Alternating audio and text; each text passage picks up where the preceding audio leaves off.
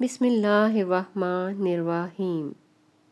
صحیح بخاری کتاب الایمان حدیث نمبر 1۔ حضرت عمر بن خطاب رضی اللہ تعالیٰ عنہ سے روایت ہے کہ رسول اللہ صلی اللہ علیہ وآلہ وسلم نے فرمایا، اعمال کا دار و مدار نیتوں پر ہے، اور ہر شخص کو وہی ملے گا جس کی اس نے نیت کی۔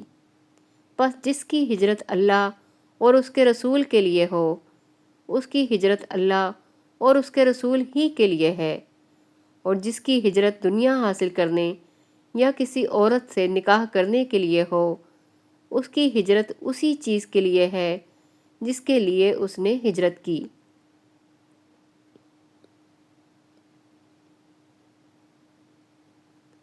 صحیح بخاری کتاب الوحی حدیث نمبر 2۔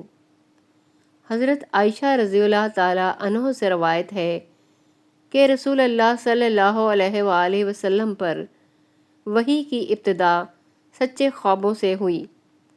آپ صلی اللہ علیہ وآلہ وسلم جو خواب دیکھتے وہ صبح کی روشنی کی طرح پورا ہو جاتا۔ پھر آپ صلی اللہ علیہ وآلہ وسلم کو تنہائی پسند ہو گئی اور آپ غار حرا میں عبادت فرمایا کرتے تھے۔ پھر ایک دن فرشتہ آیا اور کہا، پڑھیے۔ آپ صلی اللہ علیہ وآلہ وسلم نے فرمایا، میں پڑھنے والا نہیں ہوں۔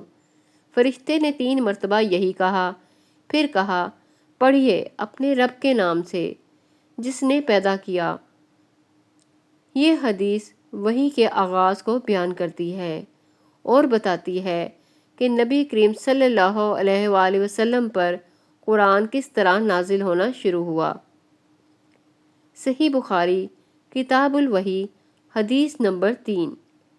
وحی کا سلسلہ کچھ عرصہ رک گیا، جسے نبی کریم صلی اللہ علیہ وآلہ وسلم کو شدید رنج ہوا۔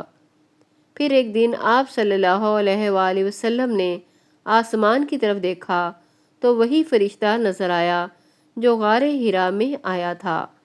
آپ صلی اللہ علیہ وآلہ وسلم گھبرا کر گھر آئے اور فرمایا، مجھے چادر اڑا دو، مجھے چادر اڑا دو۔ یہ حدیث نبی کریم صلی اللہ علیہ وآلہ وسلم پر وحی کے بوجھ اور اس کی عظمت کو ظاہر کرتی ہے۔ وحی اللہ کا عظیم پیغام تھا جسے سنبھالنا آسان نہ تھا۔ صحیح بخاری کتاب الوحی حدیث نمبر 4۔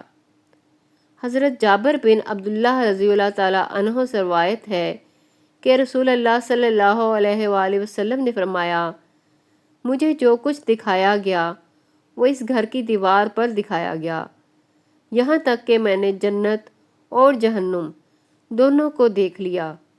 تشریح۔ یہ حدیث نبی کریم صلی اللہ علیہ وآلہ وسلم کے معجزات اور غیبی مشاہدات کی طرف اشارہ کرتی ہے، جو آپ صلی اللہ علیہ وآلہ وسلم کی نبوت کی سچائی کا ثبوت ہیں۔ صحیح بخاری کتاب الوحی حدیث نمبر 5۔ حضرت عائشہ رضی اللہ تعالیٰ عنہ بیان کرتی ہیں کہ جب وحی نازل ہوتی تو بعض اوقات سخت سردی کے دن بھی نبی کریم صلی اللہ علیہ وآلہ وسلم کے ماتھے سے پسینہ بہنے لگتا تھا۔ اس حدیث سے معلوم ہوتا ہے کہ وحی نازل ہونا جسمانی اور روحانی طور پر کتنا بھاری عمل تھا، اور نبی صلی اللہ علیہ وآلہ وسلم اس عمل کو مکمل ذمہ داری کے ساتھ برداشت فرماتے تھے۔